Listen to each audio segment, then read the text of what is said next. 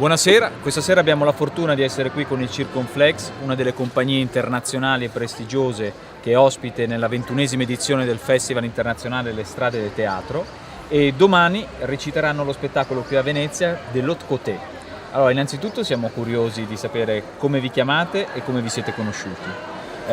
On a dit qu'on est très curieux de connaître votre histoire, votre nom, votre parcours et comment vous êtes entrés en relation et créé les Circonflex. Vas-y, commence. Alors on a monté Circonflex, d'abord je m'appelle Virginie, on a monté Circonflex il y a maintenant 9 ans.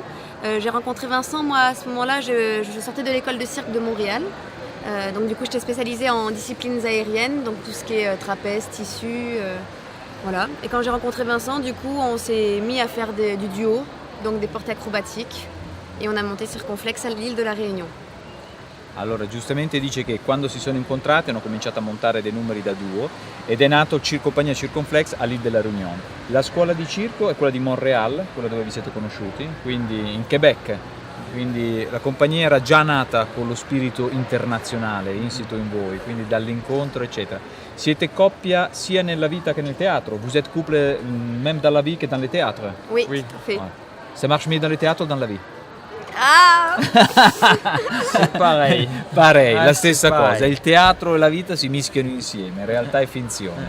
Lo spettacolo, da quanti anni esiste lo spettacolo e come si è sviluppato nel suo percorso? Le spectacles, ça fait combien de temps qu'il existe et comment il s'est développé dans les parcours? Alors, le spectacle, on l'a créé en 2010, donc ça fait 6 ans que le spectacle existe. Et c'est le deuxième spectacle de la compagnie Circonflex. Donc du coup, l'idée qu'on voulait, en fait, c'est faire un spectacle de rue où on montre des grands aériens avec du cirque performant. Voilà, c'était ça l'idée. Donc du coup, le spectacle a été construit en commençant comme une spirale. C'est-à-dire ça commence très doucement au début, au sol. Et au fur et à mesure que le spectacle avance, en fait, on monte sur la structure de plus en plus haut et de plus en plus fort. Et ça devient de plus en plus risqué, entre guillemets. Voilà, toute la notion de risque du cirque devient de plus en plus présente au fur et à mesure du spectacle, jusqu'à la fin où c'est l'apothéose, entre guillemets, du spectacle. Voilà.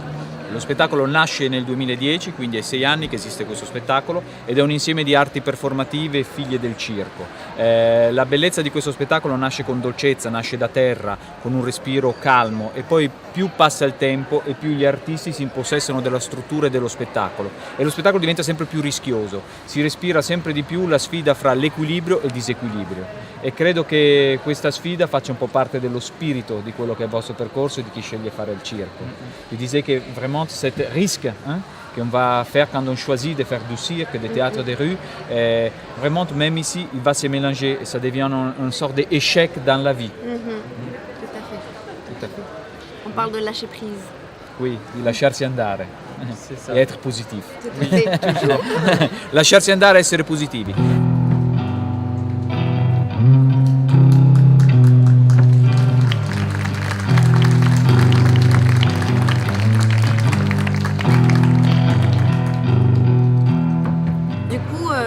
Moi j'ai commencé le cirque quand j'avais 8 ans, dans une petite école de cirque en France.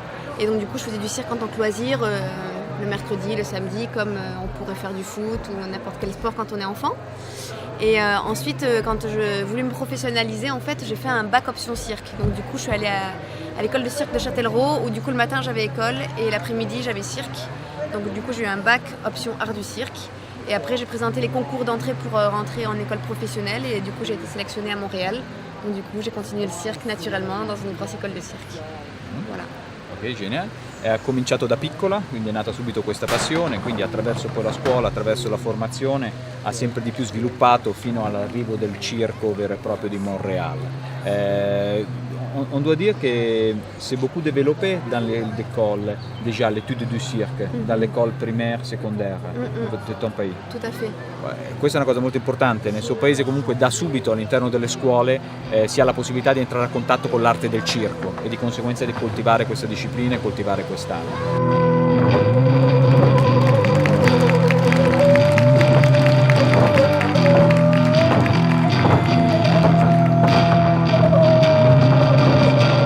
Et toi Vincent, comment tu as commencé?